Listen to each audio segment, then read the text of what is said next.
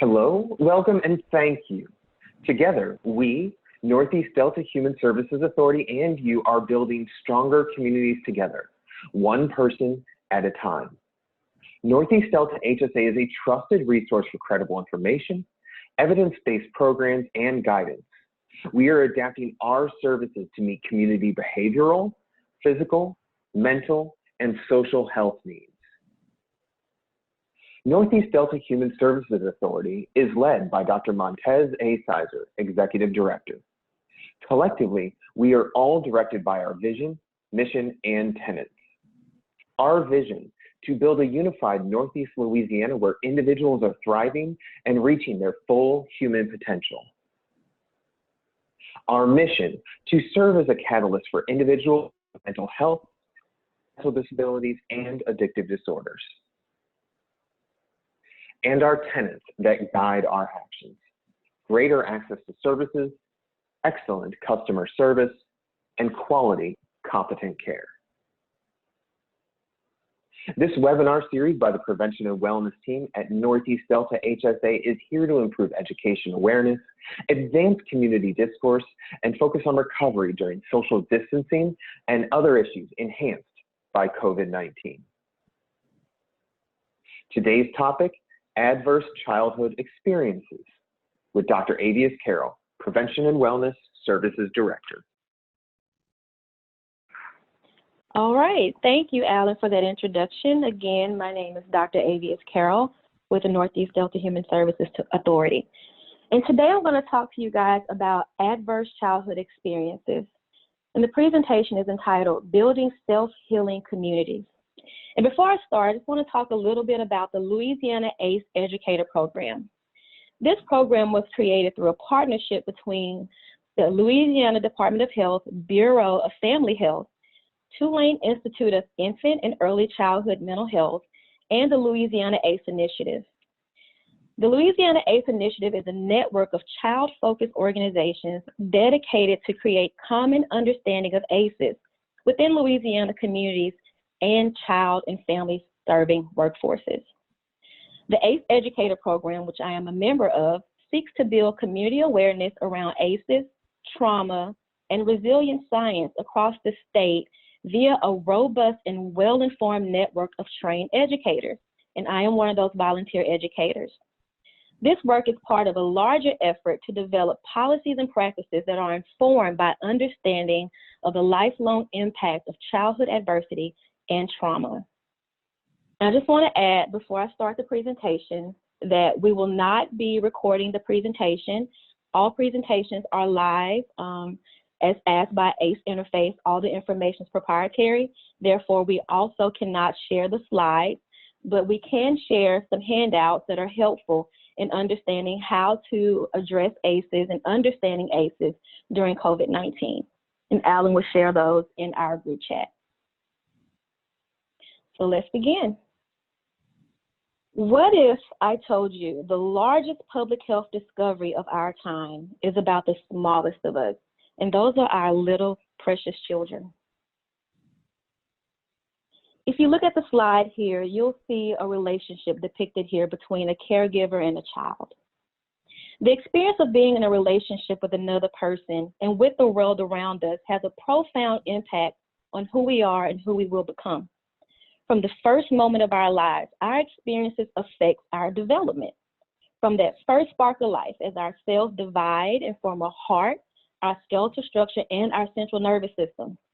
And although we can recall and describe with words much of what's happened in our lives, the human experience is also stored in our bodies, not just our minds. So I'm going to share with you some findings from the Adverse Childhood Experience Study, and we call it the ACE study. The ACE study confirms with scientific evidence that adversity early in life increases physical, mental, and behavioral problems later in life. The ACE study is the largest of its kind. It has over 17,000 subjects or participants. It was developed and co-sponsored by Kaiser Permanente of San Diego, California, and the CDC, and this study started in the early 90s.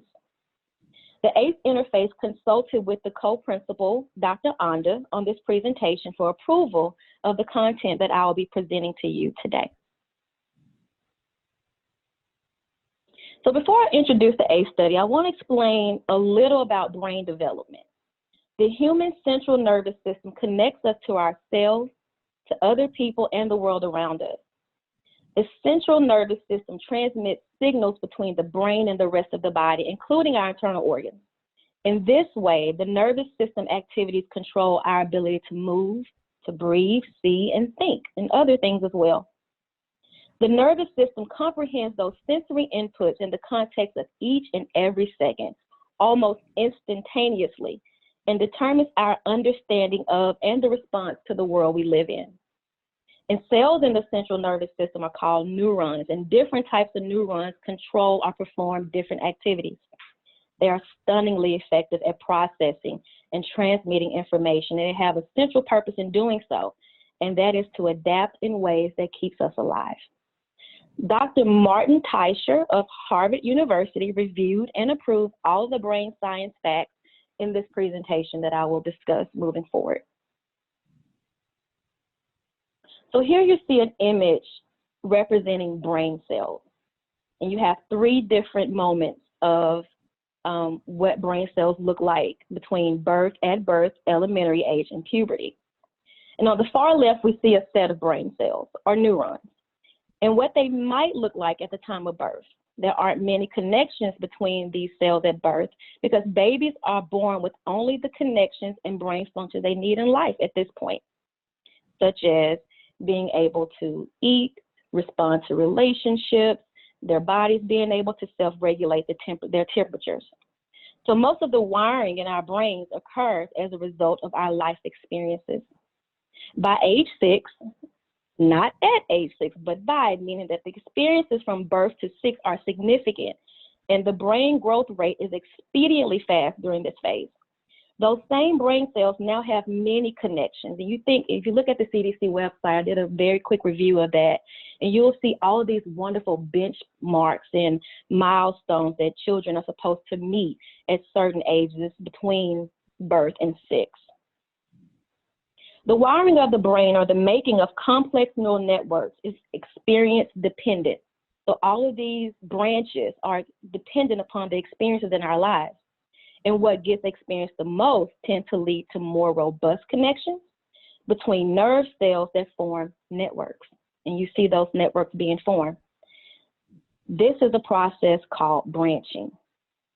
The last section of the slide represents age 14, about the time of puberty. Notice that there are fewer connections between the brain cells that there were at age 6. This is because least experienced connections tend to withdraw at about the time of puberty, and this process is called pruning. This process helps to explain why neglect or not getting the experience we need can have such a powerful and negative impact on health and social functioning. Every person's life is unique, but for illustration, let's imagine two worlds.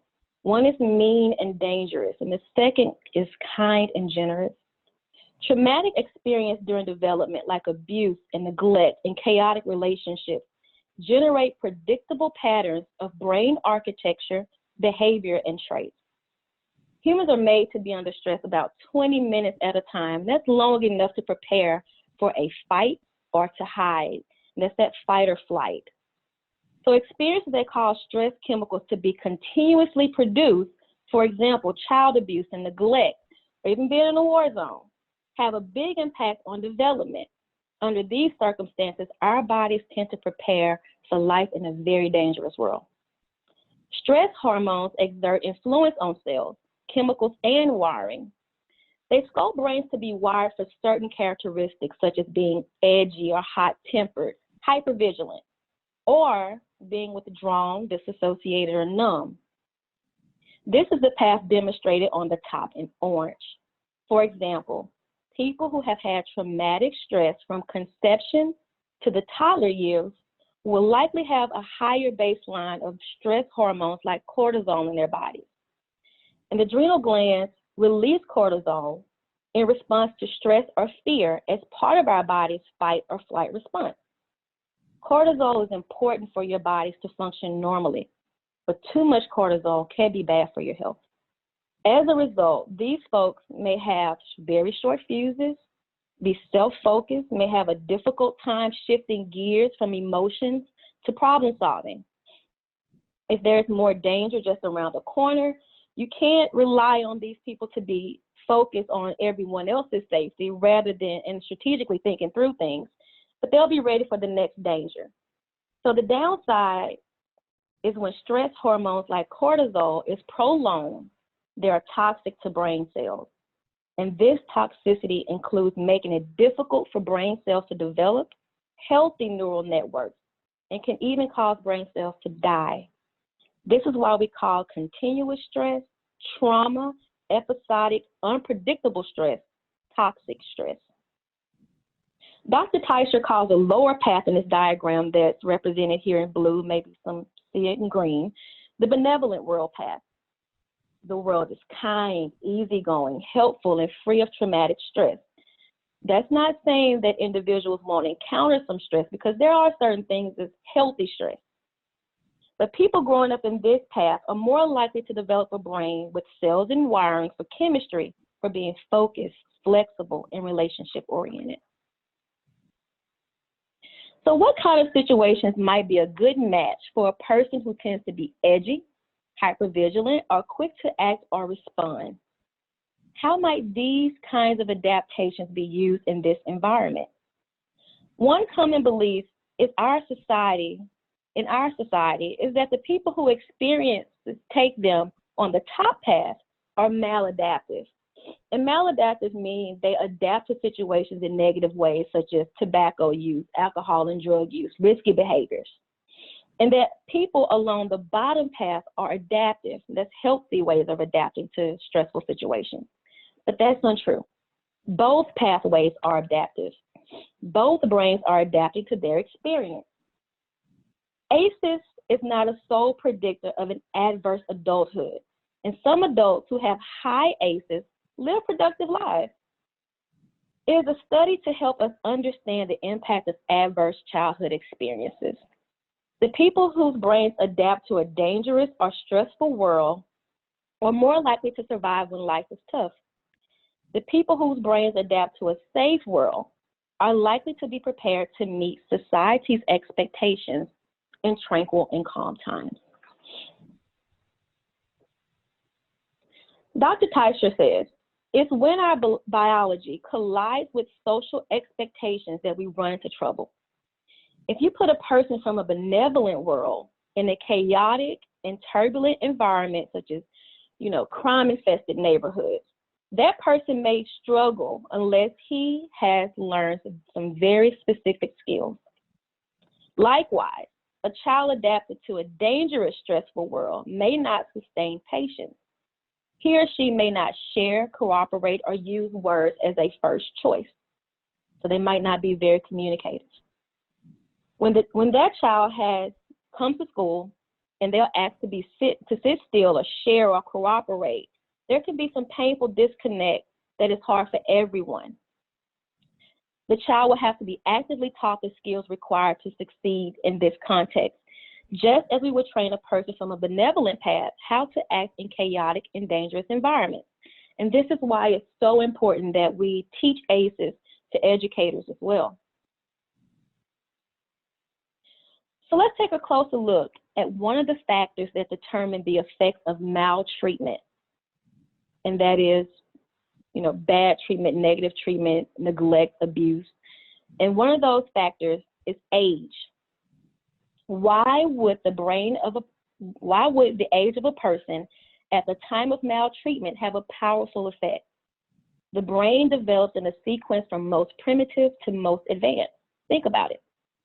A tiny child doesn't need to be able to write a paper or pass a math test, but he or she does need to be able to breathe, eat, sleep, and connect with someone who will nurture and protect them.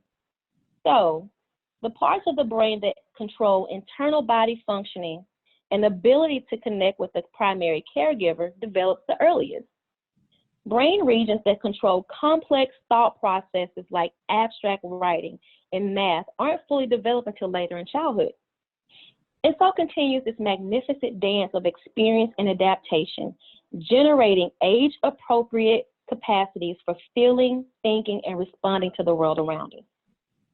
As the brain develops, there are sensitive periods for each brain region. New abilities build on the growth and development from earlier months and years. Over time, elaborate systems of specialized brain regions develop that helps us to navigate increasingly complex environments. And some of the other factors that determine the effects of maltreatment are gender and the age when the maltreatment occurs. Toxic stress in early childhood has profound effects on brain structures and functions that develop later in childhood. These functions include the mediation of emotional responses, social interaction, and abstract thinking. That's why people say that early childhood is so important, and they are absolutely right. But early childhood isn't the only sensitive developmental period, according to the latest research. The brain research that has been introduced, although accurate, is simplified and limited in scope. Each brain region has sensitive periods when experience has powerful effects on brain mass and functioning.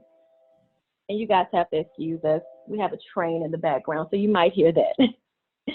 For example, middle school children around ages 7 to 13, emotional and verbal abuses can affect the centers for processing sound, developmental verbal language, and perceiving social cues. Effects can be different for boys than for girls. For example, both neglect and sexual abuse affect boys and girls, but neglect in infancy and through the toddler years for boys has a large effect on cross-brain communication. And this is the communication from your two hemispheres of your brain. While cross-brain communication is profoundly affected in girls through sexual abuse of girls around ages 7 to 10. By the time we reach our mid to late 20s, our central nervous system, with the brain as its command center, orchestrates everything from our automatic body functions like breathing to heartbeat to complex goal-oriented behaviors and analytical thinking. An elaborate signaling system in our brain is well practiced. In a fraction of a second, it determines whether sensory information from sight, sound, touch, or smell should come into the brain and be processed, or whether the information must be filtered out in favor or survival. Stress may be interpreted by the brain as something we can tolerate and work through, or as something that is overwhelming. Our set points for that interpretation, whether we can tolerate it, work through it, or if it's overwhelming, those set points are largely placed by early adulthood.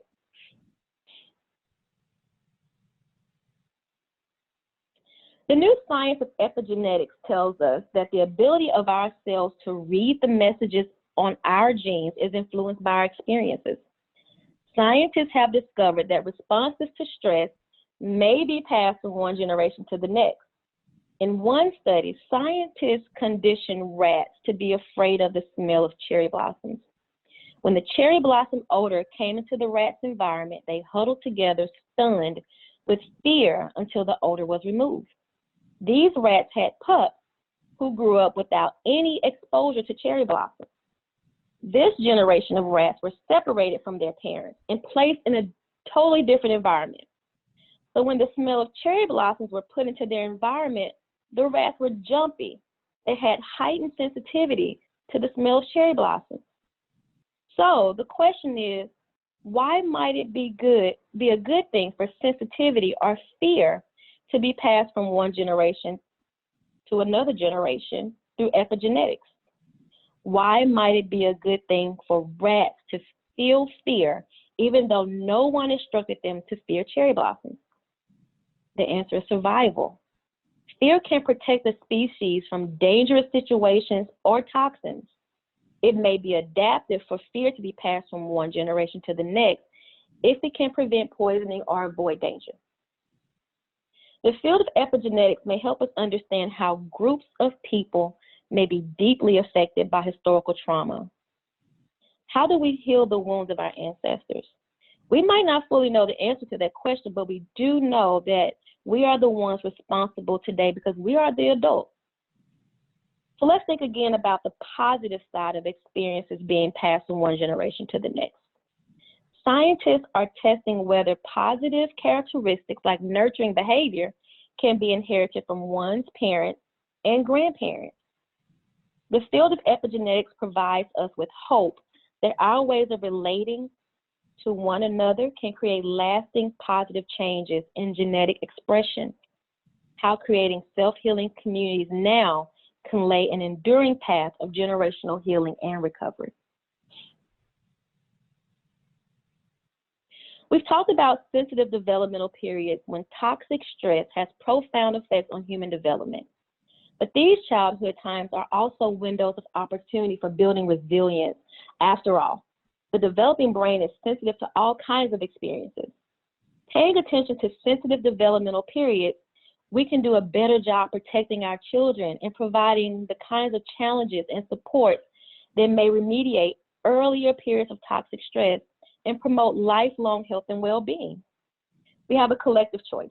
We can actively develop skills and accommodations that enable everyone to contribute to their community, or we can continue our societal pattern of rejecting people when they have normal adaptive responses to their childhood adversity.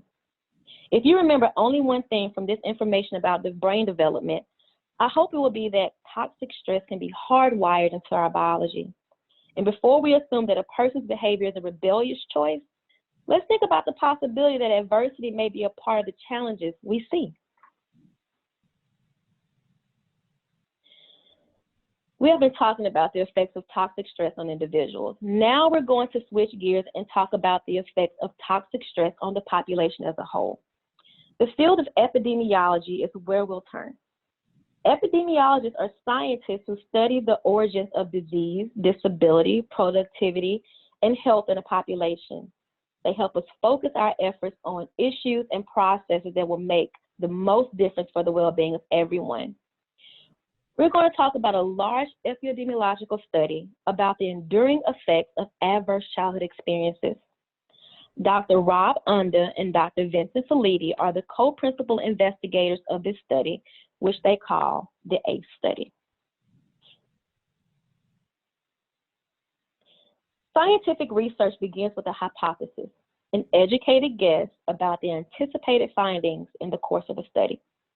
When Dr. Anda and Dr. Felitti developed the hypothesis used in the ACE study, the leading edge thinking at that time was about the top 3 layers of this pyramid: how risk factors lead to disease and early death.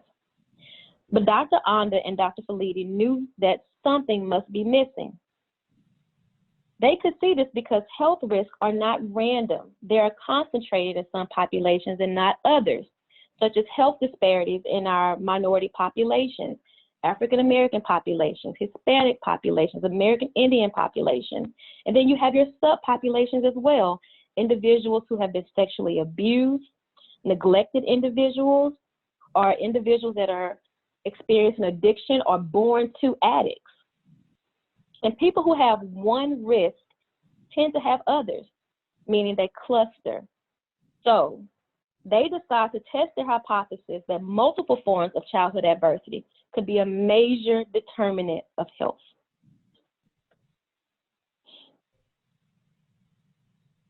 Most previous studies of health and social effects of childhood abuse focus on a single type of adversity, such as sexual abuse. The ACE study broadened the picture to include multiple types of childhood stressors. In addition, the study measured a wide array of health and social problems. This is how the ACE study expanded the knowledge into a broader public health perspective. So, the ACE study is unique because it aims to better understand how multiple forms of childhood stressors can affect many important public health problems, such as diabetes, access to care, HIV/AIDS, respiratory disease, tobacco use, nutrition and weight, or obesity. Design of the ACE study began in 1991, and in 1994, the CDC provided funding to conduct the ACE study at the Department of Preventative Medicine in San Diego. More than 17,000 adult members of the Kaiser Health Insurance Plan completed a survey about adverse childhood experiences, health behaviors, disease risk and disease, mental health and substance abuse, and other health and social problems. And their ages range from 19 to 94. Study participants were generally well educated. Most had attended college. Only 6% of the participants did not have a high school diploma. They were predominantly white, middle-class people who had access to some of the best health care in the world. The amazing thing is the study participants are still being followed to assess the relationship of ACEs to causes of death, incidence of diseases, that means the death occurring to the diseases or because of the diseases, healthcare utilization, and the use of prescription medicine.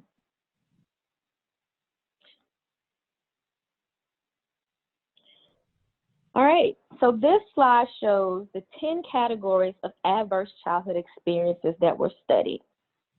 The first group are indicators of household dysfunction, which includes if someone in your home was struggling with substance abuse. Did your parents separate or divorce? Was there mental illness in your home? Was your mother battered or a victim of domestic violence, and not necessarily by the father or any partner in the home? And was there criminal behavior? That means someone in your home was a product or part of the correction system. And then you have 3 forms of childhood abuse that were studied, and that's emotional abuse, physical abuse, and sexual abuse. So that's the experience of the person that's taking the survey, and also neglect of the person taking the survey, emotional and physical neglect.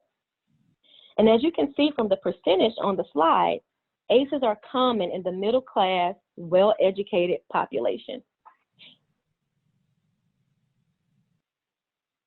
Because adverse childhood experiences are so highly interrelated, it did not make sense to look at how single categories of ACEs influence health and social problems. Instead, Dr. Onda and Dr. Felitti developed an ACE score. This score is simply a count of the number of categories of ACEs that each person reported from 0 to 10. And that previous slide shows that there are 10 categories. Each category counts as 1 point on the ACE score. So if a person experienced physical abuse, no matter how many times, whether it is 1 or 2 or more, they get a solid ACE score of 1. And if the person experienced physical abuse and had a substance abusing parent, the ACE score is 2, and so forth and so on. Think of the ACE score as a measure of the childhood biologic stress dose. As the ACE score goes up, on average, the exposure to the developmental effects of toxic stress increases. In this illustration, you see that only 1/3 of the people in this study, which was 17,000, had an ACE score of 0. 16% had scores of 4 or more. Adverse childhood experiences are common, and they tend to cluster as demonstrated by this graph. ACEs are a hidden burden in the study population. People who report higher ACE scores are more likely to have health and social problems. In fact, as the ACE score goes up, the percentage of people with health and social problems goes up as well. So if you look at the bottom, the horizontal axis, you see the ACE scores from 0 to 5 or more ACEs. If you look at the vertical axis, you see the percentage of people with health problems. And so they correlated the ACEs with the percent of health problems, and you see they go up to about 55%. We call this a dose-response relationship. So, for example, the more gas you put in the car, the more miles you can drive it. And so in this case, where there is a higher dose of adverse childhood experiences, you see the higher of percent of people with health problems. All of the data slides from the ACE study that I'll show you today are formatted in this same way as this graph here. Along the bottom axis are the ACE scores, from 0 on the left to 4 or more on the right. And you can see the chart on your far right that corresponds with each bar. And the vertical axis is the percent of people who have the disease or condition. And the conditions are identified here: early smoking initiation, current smoking, and COPD. So let's look at the first set. In this first set of bars, on the far left, we see that the percent of people who become regular cigarette smokers by the age of 12, that's the early initiation age, 12, goes up as each level of ACEs goes up. And so individuals with 0 ACEs is indicated here at about 4%. And you see individuals with 4 or more ACEs, I can say that's about 13%. So in the second set of bars, we see the percent of people who were current smokers at the time of this study. And again, 0 ACEs looks 7%, and individuals with 4 more ACEs that were current smokers at the time of the survey, about 17% maybe. People with higher ACE scores have increased risk for chronic obstructive pulmonary disease, or what we call COPD. About 4% of the people with an ACE score of 0 develop COPD, while more than double that percent of people, about 9%, with an ACE score of 4 or more develop COPD. And what you can see here, and what they have concluded, is that ACEs lead to the early onset of smoking, which is sustained throughout adulthood, and that eventually leads to a high risk of a smoking-related lung disease.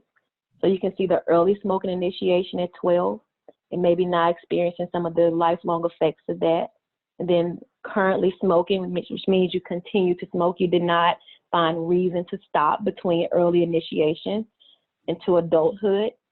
And then if you continue to smoke in later adulthood, you can see some of these smoking-related lung diseases, which one is COPD.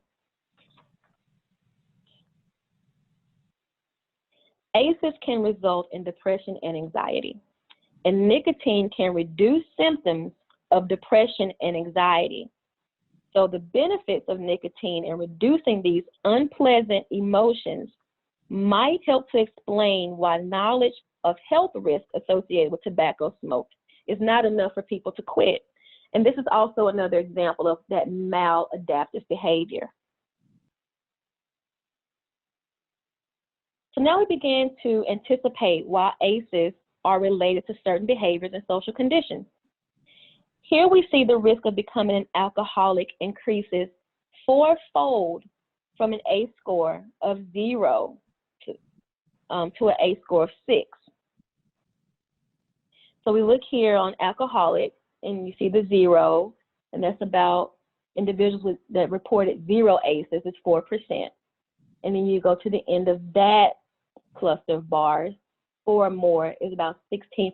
That is 4 times the amount of individuals at 4% that had no ACEs. So that score went up very quickly, and percentage did. And ACEs affect relationships. People with higher ACE scores are more likely to marry alcoholics. Think for a minute about this indicator and how ACEs tend to be transmitted from one generation to the next. If you think just for a second, you think about alcohol use in the home, that could lead to potentially domestic violence. So those are 2 ACE scores right there. And we know that alcohol is a gateway drug. So that could lead to drug use. That's a 3rd ACE score. And we know that drug use can co-occur with mental illness if drugs are used for a prolonged time. So now we have 4 ACE scores.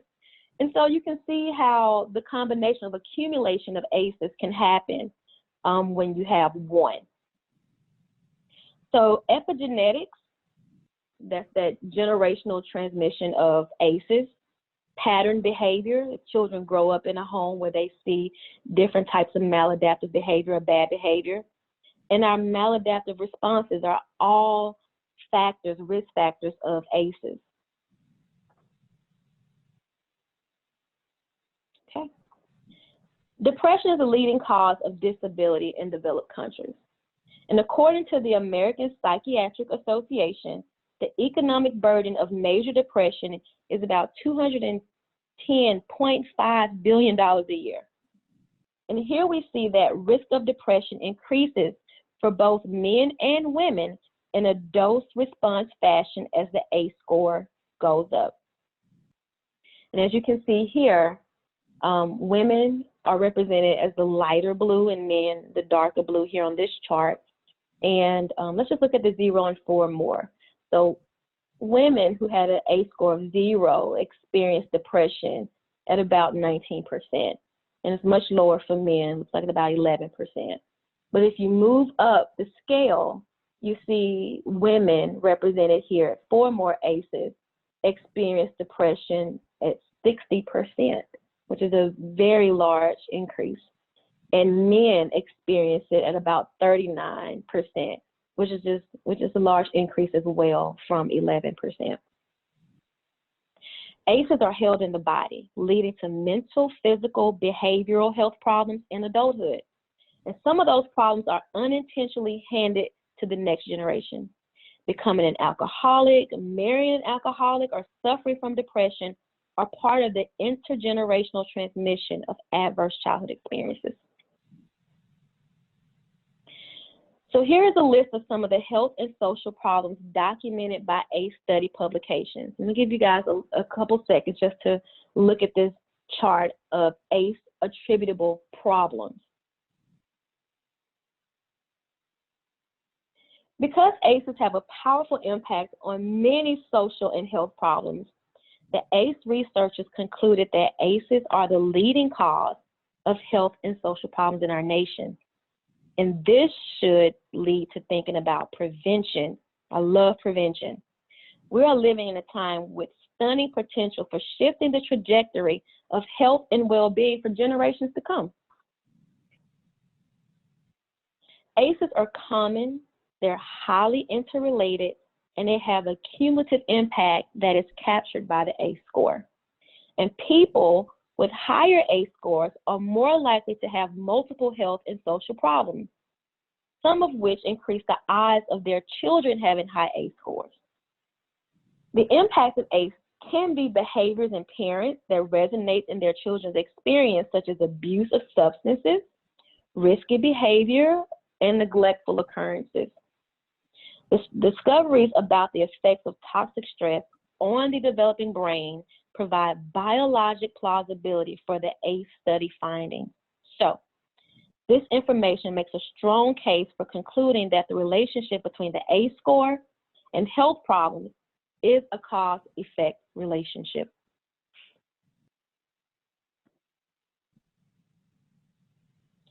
So how do we put this all together to make a case for understanding ACEs as a powerful pathway to health and wellness?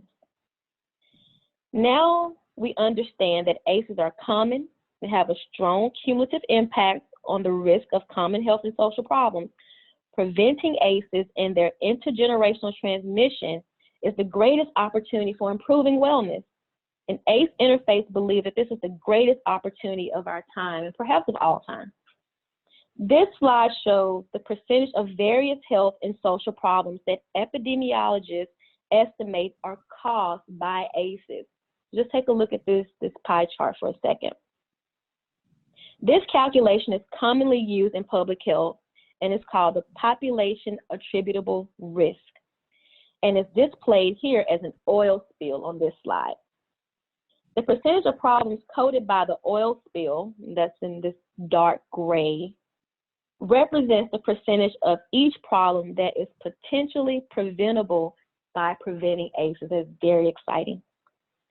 The percentage is quite large, as you can see. Let's look here. Suicide can be prevented by 67%. Marijuana use, 54.3%. Alcohol and binge drinking, which is one of the initiatives that we have with our coalitions here, 32.5% can be prevented by addressing ACEs and also building that resilience. In fact, the high percentages on this chart are rarely seen in public health studies, and I have not seen. I'm a public health professional. The cumulative effects of ACEs reflect a powerful opportunity for prevention, and no matter what you are working to prevent, whether it's heart disease, cancer, underage drinking, use of alcohol, tobacco, and drugs, suicide, homelessness, or hopelessness, as we align a portion of our work around a common goal of preventing the accumulation of ACEs and moderating their effects, we will reduce all of these problems and many more all at once. The ACE study provides us with straightforward information about the consequences of toxic stress during childhood. This scientific research gives us powerful information we can use every day to improve health, safety, prosperity, and longevity. But the ACE study isn't a detailed roadmap of services or programs. It is an invitation for us to be pioneers and identify ways to build resilience, develop programs, draft policies that prevent the accumulation of ACEs. And through our collective knowledge and action, we are the ones with the power to shift the dynamics within our own families, our communities, and the society that leads to these high ACE scores. All right. When people hear about the ACE study findings, they often ask about resilience. And people get very excited about the notion of resilience, in part because it reminds us that our supportive actions really do matter. Our desire for resilience leads naturally to a search for ways to help families and communities. There are three protective systems that interact and guide positive adaptation. These powerful systems are individual capabilities, secondly, attachment and belonging with caring and competent people, and thirdly, protective community, faith, and cultural processes. And what do we know about individuals who do well despite adversity? We know that these three protective systems are nested. People do best when they are living and thriving families and communities. And that's what we do at Northeast Delta.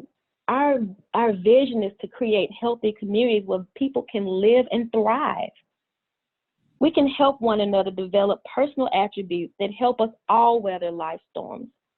Personal attributes like positive views on one's life, self-efficacy, and self-regulation are all protective factors built by resiliency.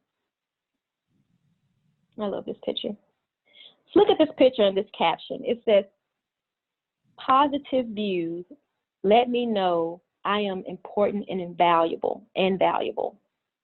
We'll add to that. It also helps me know to ask for help when I need it. Positive view is closely related to hope. Together, they can help me not give up. So positive view is about the story we tell ourselves that says, good things happen to me. When we notice the core gifts of each person and help them find opportunities to give those gifts to the community they care about, we are helping to generate positive view and hope. People with positive view, hope, social emotional support are more likely to complete at least 1 year of post-high school education. So that also addresses high dropout rates. They are less likely to be depressed, which is also associated with disability and economic burden. And they are more likely to be employed, which revives our economy and the money towards taxes to help social programs like these. Self-efficacy is the belief that what I do influences what happens to me. Simple things help build self-efficacy, such as asking people to do tasks or chores that have real value for the family or for their communities, and encouraging a person to build skills that are complex and take time to develop. I just want to add here, that's why it's so important that we talk to our high school students about post-secondary education or developing a trade. We need to make sure that they have education after secondary education. Self-regulation is our ability to gauge our state of mind and emotions and keep them under control while we navigate social situations. When we can't or don't read the situation and adapt our behavior to it, the social aspects of life become extremely difficult. There are a number of strategies for practicing self-regulation. Depending on the cultural environment, these might include deep breathing, mindfulness, prayer, movement, or other common practices. And that's what we do with our wellness program as well. We practice these things because we understand the importance of it. While there certainly are individual capabilities that are associated with recovery and resilience, these are often the very same capabilities that do not develop when one is experiencing toxic stress. The second protective system we nurture is belonging. Many people talk about the importance of people in their lives and people who recognize and encourage our unique talents, our interests, and our strengths. And that's why mentoring is so important, and also management and supervisory skills, because these are the same things that we provide individuals in the workplace. And that's why I always recommend for continuous education of how to be a great manager, how to be a great supervisor. And I also advocate for parenting classes as well. Relationships with caring and competent people are vital contributors to resiliency and recovery. And sometimes these messages get shortened and only include caring relationships, but competency is required too. Learning new skills and practicing safety in all forms when relating to people who are hardwired for survival in dangerous or unpredictable worlds. So people who have difficulty with emotional regulation, picking up social cues, problems with addiction and family bonds, and other consequences of developmental trauma can be characterized and stigmatized as challenging friends or neighbors. If we decided to dramatically improve health and safety for this and future generations, we must foster thriving communities. Fostering thriving communities is about empowerment. It's about investing in the people who have the most at stake, so they can be expert leaders in their own community's change. As we invest in community capacity, we can systematically provide education about neurobiology, ACEs, and resiliency, so local people have a common language for cross-sector and multidisciplinary work. To learn more about capacity building processes, we look to communities that have changed the way people work together to solve through tough problems, and they've had stunning success. And success does not happen overnight. And I'm a testament to that because we continuously do this work with our coalition. It's a journey that intentionally builds new capacities and supports healing and prevention.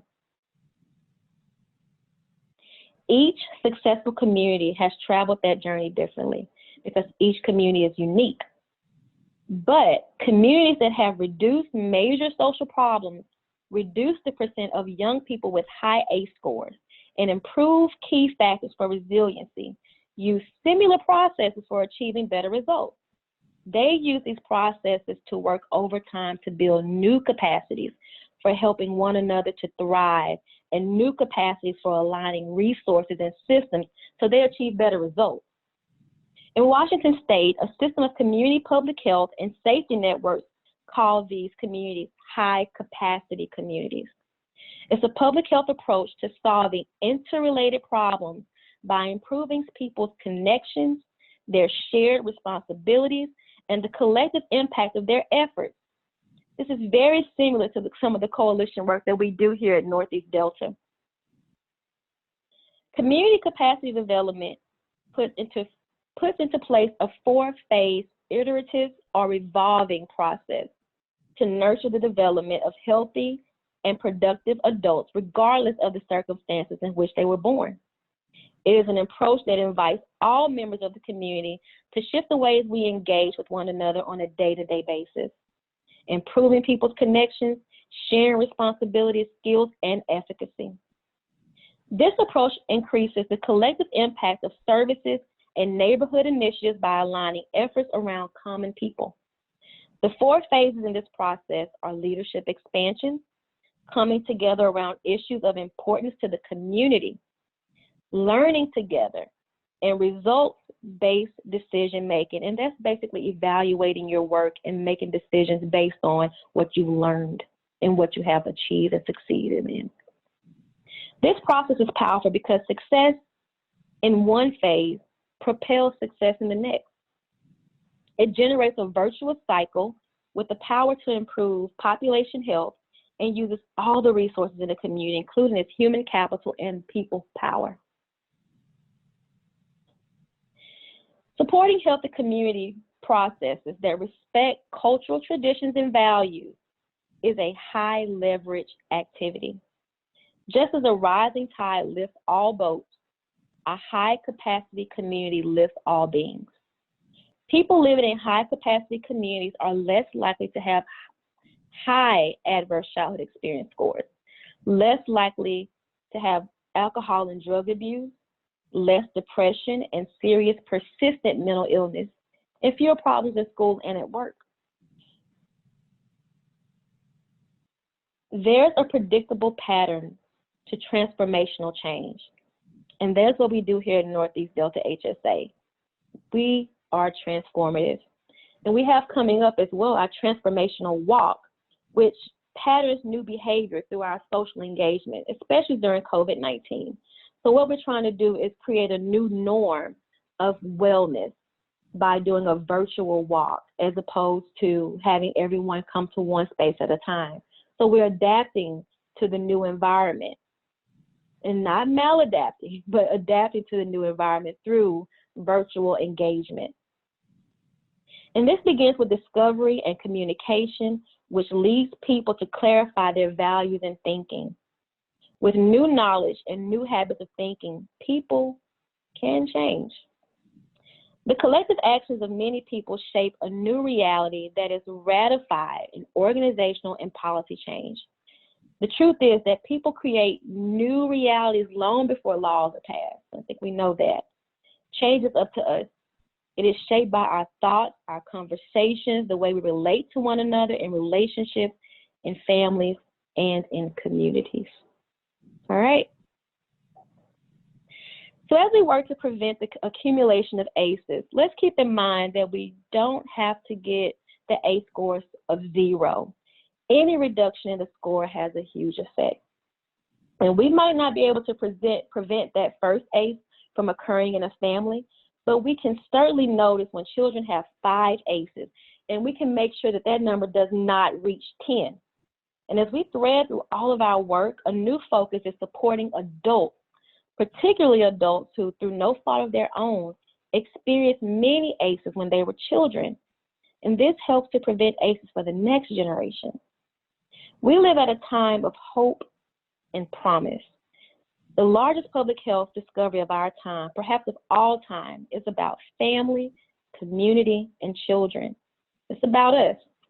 Our action to prevent ACEs, whether large or small, can profoundly improve our future.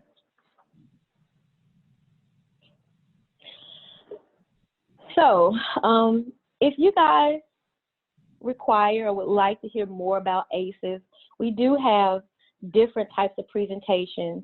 We have the core talk that I did today, but this talk can also be extended to 2 hours. And there's a lot of information that I didn't cover due to the time. I think we're running a little bit out of it now. So we can also expand this to a full day's training that includes a brain architecture game and screening of a paper called Tigers, or a resiliency video that we talk about as a group. So there's so much more to be offered through the Louisiana ACE Educator Program. And these trainings are free of charge to organizations and community groups across Louisiana. We have over 150 ACE educators throughout our state. All of them are volunteers, and all the presentations are free of charge.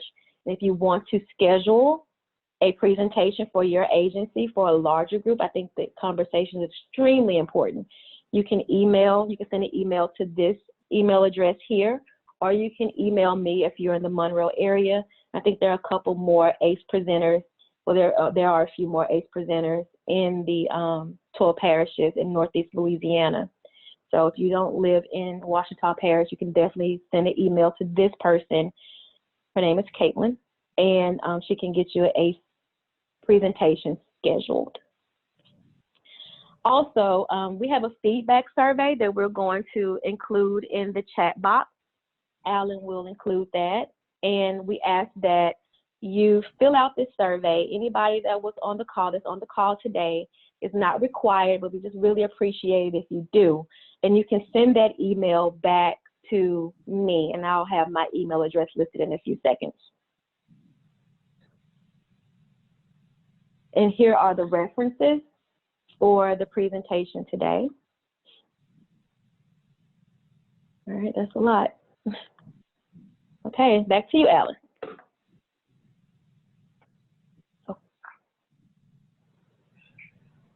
Thank you, Dr. Carroll. We now have just a minute or two to take questions via the Zoom chat feature if anyone has any burning questions.